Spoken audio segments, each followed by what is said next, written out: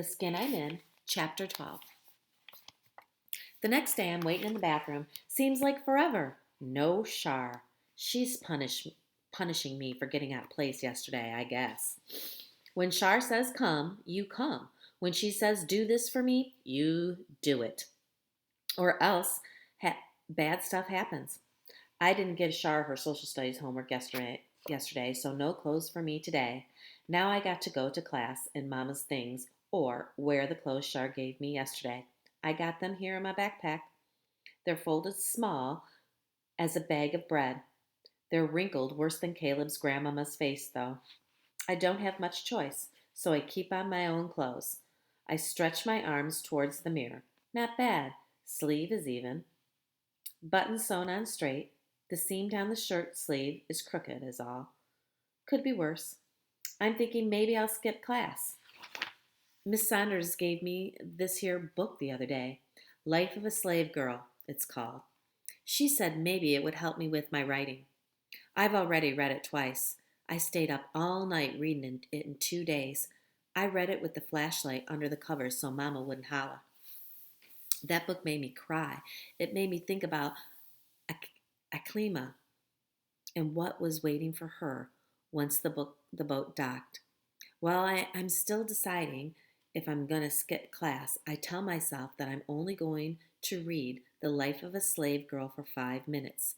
The next thing I know, I'm late. Bell is ringing. I'm shoving that book in my backpack and running down the hall. Walk, Miss Madison, a teacher says to me, and pick up that paper you just dropped. Good thing nobody sees what it is on my paper. It's another one of them Aklima store letters. Dear Diary, when you are hungry, really hungry, even mush crawling with maggots tastes good.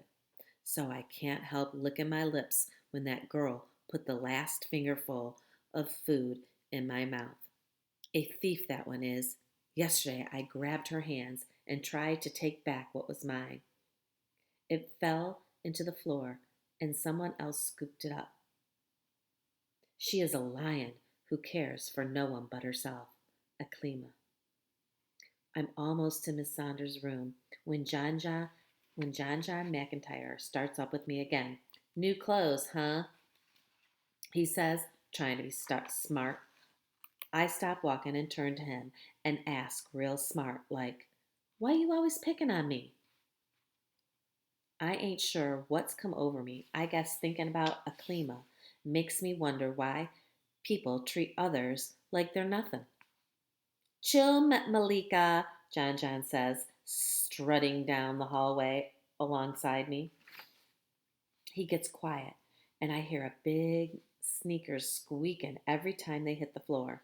Then I say that surprises us both. Why me? He knows what I'm asking. He keeps on stepping. What do you hate about me? I ask, looking right at John. His cheek twitches. You bugging girl, he says. I look at him like he's crazy. John's been hating me all my life, it seems. Now he's standing here denying it. I don't think nothing about you, he says, jerking up his pants. Seems like nobody in the halls but me and John. Only there's plenty of kids around, pushing and shoving one another out of the way. The teachers are trying their best to move all us kids along, but it ain't working so good.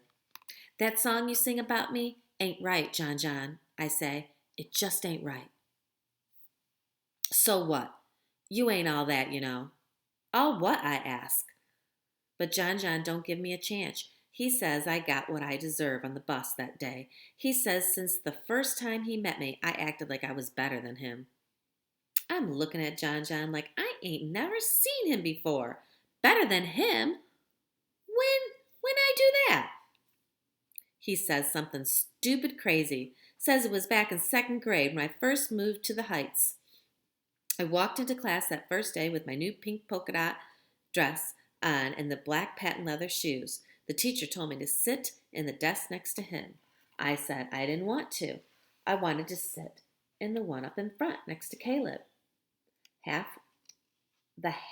white punk, John says, knowing full well Caleb isn't mixed.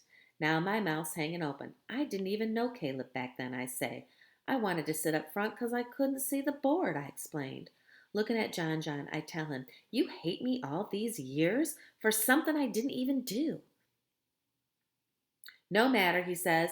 "You've given me plenty of reasons not to like you since then. Thinking you super smart, acting like you're too good for me."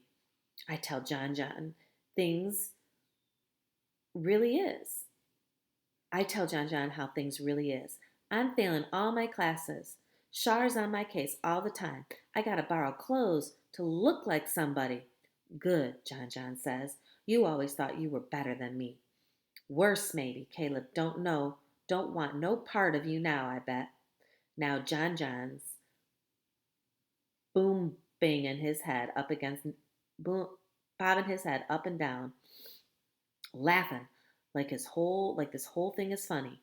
John John looks at me like I'm dirt or something. I swallow hard. I think about what Daddy once said about not seeing yourself with other people's eyes. I keep on stepping. When I open the door to Mrs. Saunders' room, John John's right behind me. For once, Miss Saunders